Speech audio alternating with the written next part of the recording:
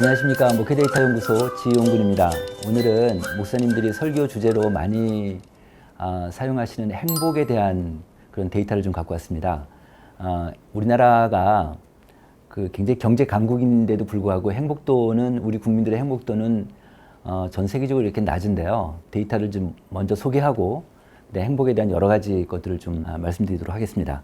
먼저 올해 3월 달에 유엔에서 세계 행복 지수를 발표를 했어요. 근데 한국이 전체 36개국 중에서 32위 정도 됩니다. 그러니까 OECD 평균이 6.7점인데 우리나라는 10점 만점에 5.9점입니다. 그래서 경제력으로는 굉장히 좀 뛰어나지만 높지만 국민들의 삶은 좀 행복도 낮은 나라다, 이렇게 좀 볼 수 있는데, 그런 연령별로 한번 보면은요, 연령별로 보면은 우리나라 이제 남자, 여자, 또 남자의 연령별, 여자 연령별 이렇게 볼 수 있는데, 가장 행복도가 낮은 계층이 어디냐면은 남성들 50대, 60대입니다. 60대층이 가장 낮은데 왜 그럴까 좀 생각해 봤더니, 이제 우리가 보통 직장에서 이제 은퇴 시점이 이제 50대 초반, 40대 후반, 50대 초반이라고 하면 그때부터는 소득 수준이 굉장히 낮아지고, 또 60대 정도 되면 이제 실직이 되고 또 이렇게 되다 보니까 아무래도 그런 요인 때문에 행복도가 좀 낮아진다는 느낌이 들고, 또 여성보다는 남성이 좀 더 행복도가 낮습니다. 그래서 이런 측면들을 좀 알고 계시면 좋을 것 같고요.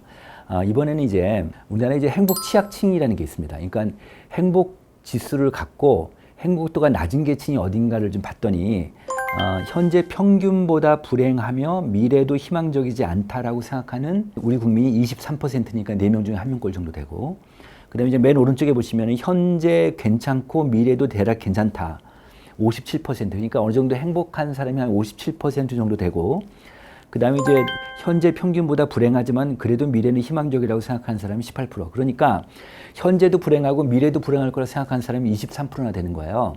그래서 이 사람들의 인구 특성을 좀 보니까 어떤 사람들이냐면 50대, 60대 이상 남성들, 그 다음에 소득이 낮은 사람들, 그 다음에 학력이 낮고, 그 다음에 직업이 없거나 단순 노무 종사자, 이런 분들이 행복 취약층이라고 볼 수 있습니다.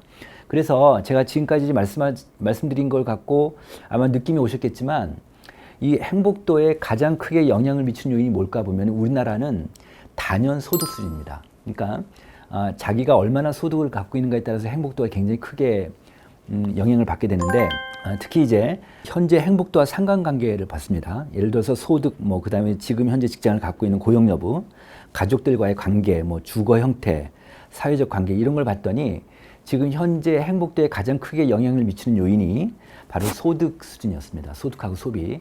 그래서 이게 우리나라 사람들이 굉장히 중요하다, 이렇게 볼 수 있는데, 이거를 뒷받침할 수 있는 데이터를 또 하나 더 말씀드리면, 문체부에서 이런 데이터가 있었습니다. 지난 10년 동안에 삶에서 가장 중요한 가치를 한번 쭉 추적을 해봤어요. 그랬더니 가장 1위가 뭐였냐면은 건강 아름다움인데, 이게 이제 3번에 걸쳐 조사했는데 계속 하락 추세에 있고, 그 다음에 여기서 특이한 건 뭐냐면 경제적 풍요예요. 그러니까 돈인데, 소위 얘기해서 돈인데, 돈이 1996년도에는 3%였는데 10년 후인 2016년도에는 18%로, 그러니까 거의 한 6배 정도가 올랐습니다. 그래서 이 돈이 가장 큰 가치 기준이 되는 그런 한국 사회라고 볼 수 있습니다.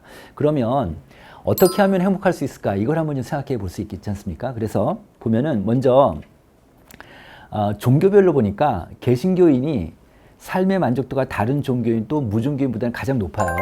이 수치를 좀 보시면은 종교인별로 삶의 만족도에서 개신교인이 44%입니다. 근데 무종교인은 34%니까 그 무종교인하고 개신교인하고 거의 한 10% 정도 그렇게 지금 보이고 있습니다.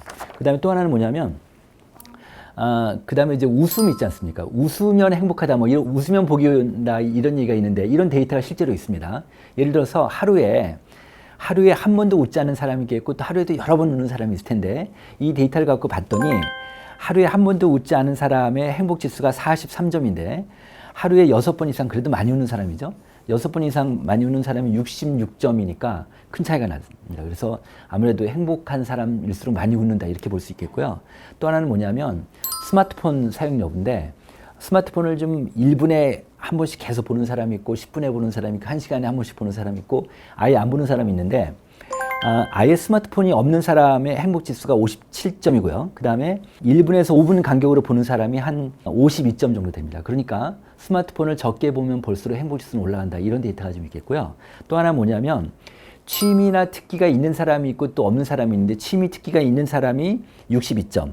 그 다음에 취미 특기가 없는 사람이 49점. 그래서 취미를 갖는 게 굉장히 행복도에는 많은 영향을 미칠 수 있다. 이렇게 볼 수 있습니다. 그래서 자, 그럼 이걸 갖고 교회에서 어떻게 좀 대응해야 될까를 좀 생각해 보면요. 일단 한국인 전체가 다른 나라에 비해서 이 돈에 의해서 행복도가 굉장히 좌지우지되는 그런 나라이란 말이에요. 그런데 어떻게 보면 그러니까 돈이 그 가치 판단의 가장 절대적인 기준이 이제 한국 사회인데 그럼 교회는 이 가치 판단의 기준, 새로운 기준을 제시할 수 있지 않을까라고 생각해 본 거예요. 예컨대 하나님 나라를 구현한다. 좀 어려운 말일 수는 있겠는데 이 땅에 하나님 나라를 이룬다. 내 가정에서 내 직장에서 하나님 나라를 이룬다.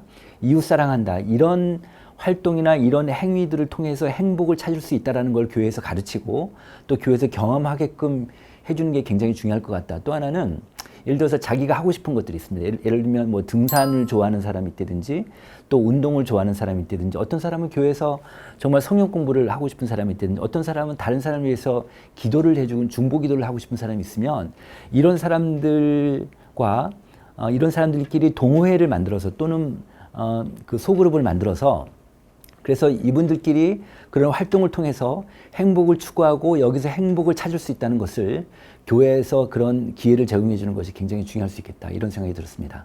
네, 오늘은 행복에 대해서 말씀드렸는데 이 다음 주에 다시 좋은 아이템 갖고 다시 오도록 하겠습니다. 감사합니다.